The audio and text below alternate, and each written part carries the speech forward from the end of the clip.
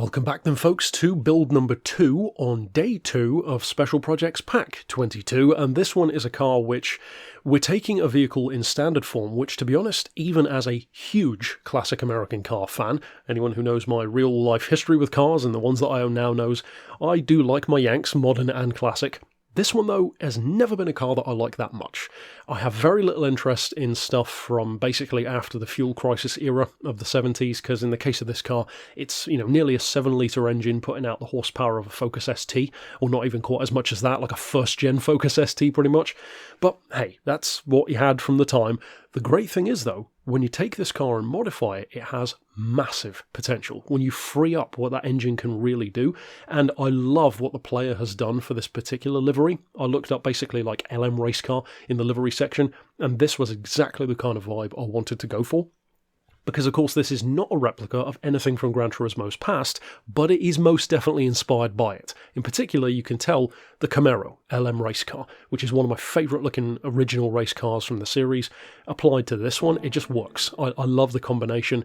In basically any colour I think it would have worked. There was like the red, blue, green and black. In this form, of course, black, you can't really go wrong with that. So as far as the numbers, this is completely up in the sky. It's just, much like my Chevy Chevelle LM race car, just a what-if build, in the same vein as the Challenger race car and various others which were in Gran Turismo. These are like, what if they'd have done this for this car as well? So kind of like a touring car, kind of an LM race car, some combination of both. And as far as this one, I wanted to basically make a version of what I always say about muscle cars, which is don't worry too much about the power, focus on the handling, the weight and the grip, and then the power kind of takes care of itself. You don't need 1,000 horses to make a good track day muscle car or pony car. So in the case of this one, just over 500 really isn't that crazy, but the weight is really good.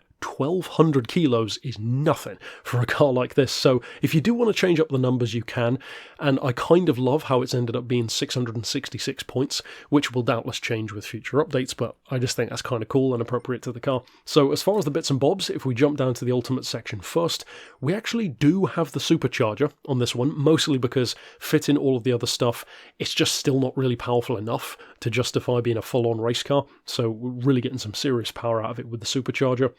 The high lift cams S, which as you'll see in a second, of course, do cancel out even the lower version. As far as the actual bits and bobs from the start though, we've got the stage 1 weight. Of course it has the comfort medium tyres anyway, so don't worry about that. For the semi-race, like I said, those are cancelled out there anyway. Stage 2 weight, power restrictor and ballast. For the semi-racing stuff, the ECU, the crank, the, of course, limited slip diff. I wanted it to have two things. One, a little bit of a point advantage, but also a bit more of a raw, almost delayed feel to the gearbox, but you still have the option of tuning the ratios if you want to, so I went for the fully customised, manual transmission rather than the racing one. We'll see the point difference in a second. We've increased the body rigidity, gone for the stage 3 weight as well. For the racing bits, we've gone for the filter, silencer, manifold, pads and discs. Of course, the clutch and flywheel and the suspension. And if you click on the fully customised race box, well, you can see the difference in points from 666 to 673. There's no reason not to do that. You absolutely could, and it probably will make you a bit quicker through the gears. In fact, it almost certainly will, but I'll leave that down to you. I like having that little bit of lag. Kind of feels more appropriately classic. And of course, racing hard tyres, because we are building a race car at the end of the day. I've gone for the steering angle adapter, not for drifting, of course, but for the turn-in, especially on a bigger vehicle. And like I said, we already ran through the Ultimate section, so not too bad in terms of what we're fitting. Plenty of stuff which we didn't fit to the car. And I'm pretty happy with the numbers, how it turns out. To me, it's pretty believable. 500 horsepower or just over 1,200 kilos.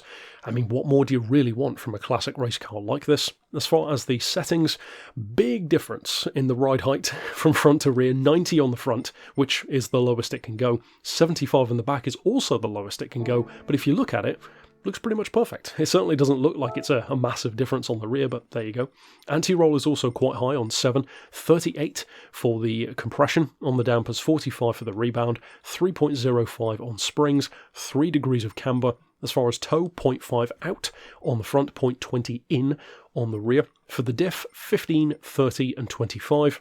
As far as the transmission, fairly close, but of course it's a 500 horsepower car, so you're not necessarily expecting it to do 230 miles an hour or something, but I would say that's good enough. We'll take it out to Daytona in a second and you'll see the kind of speeds I get up to, but you can always just change that if you need to, bump it up a bit more if you want to, I don't know, take it to Le Mans or something like that.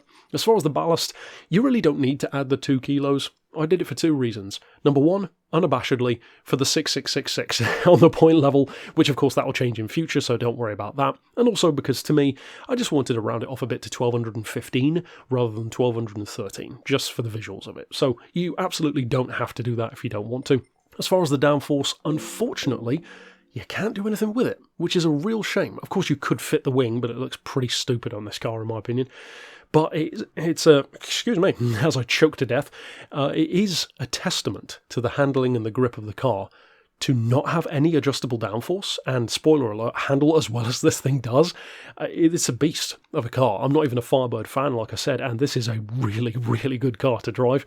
And of course over here, we've got all of the other parts which I've done. So speaking of Daytona and how it is to drive, let's jump out to said circuit and show you what this car can actually do in practice. Now, one thing which I actually forgot to mention earlier on, but if you do download the player's livery, you'll immediately notice the difference anyway, and it doesn't matter that I say this now in the video because you can change this anytime. I have changed the rims. They had, I want to say, I think it was like BBS style, something like that. I've changed it to torque thrusts because I think they just look more period correct, kind of like the old Challenger race car. In terms of how I would describe this car, it's probably one of my favourites of pack number 22. And again, much like the Nissan Z which is coming up, I did not expect to say that about a car like this. In fact, this was a very recent addition of a concept to actually do in special projects. I thought, you know what, let's give it a try, see how it turns out, and boy does it turn out good. This thing is fantastic. In fact, I would say it's comfortably a better handling car than something like the Chevelle. The Chevelle is more of a powerhouse and would probably win in a straight line, but this is such a pleasure to work with around corners,